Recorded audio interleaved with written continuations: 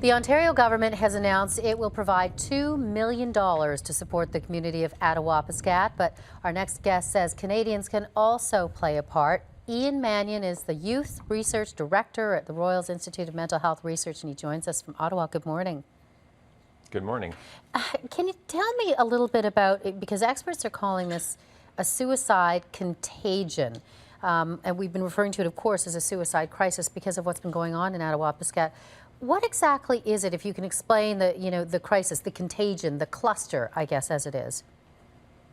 Well, we see clusters all the time when it comes to suicide. It's when you have several suicides that co-occur within the same period of time, the same geographic region.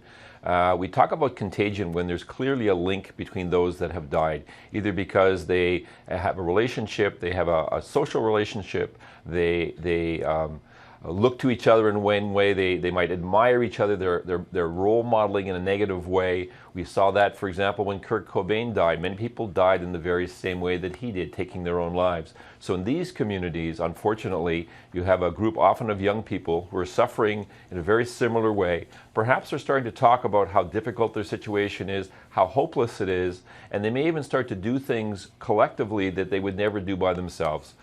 We see this all the time with young people, whether it's risk-taking behavior, whether it's substance use. But we also see it in terms of things like suicidal thinking, self-harm, and even suicide attempts. And when we talk about this in particular, and once again, I mean, there's problems across so many different reserves, but in terms of Attawapiskat, we've been saying, 100 suicide or suicide attempts in the last year alone.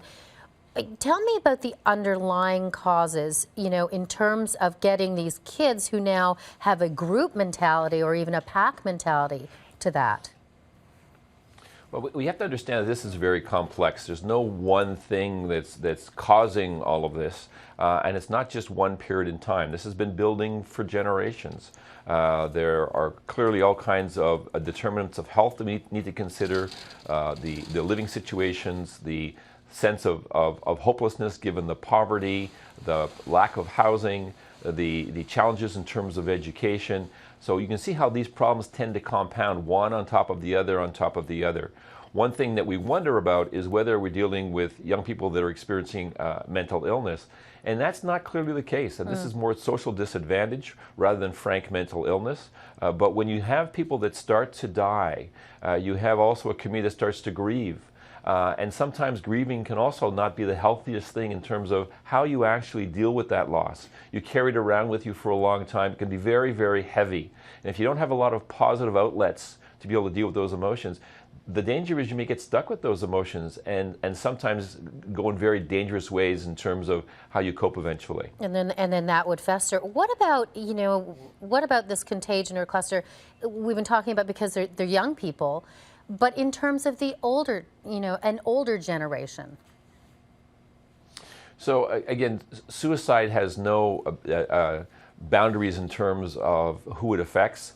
We know we worry most perhaps when it's children, especially young children that have suicidal thoughts and decide to take their lives. We think that's a horrible thing, but there are many adults, and actually probably more adults than children, young men in particular, that will take their lives. So it goes right across the age span. And in a community where you have all the disadvantage, it's not surprising that you're going to see individuals, whether they're young, middle-aged, or old, that are struggling with how they're coping with their circumstance.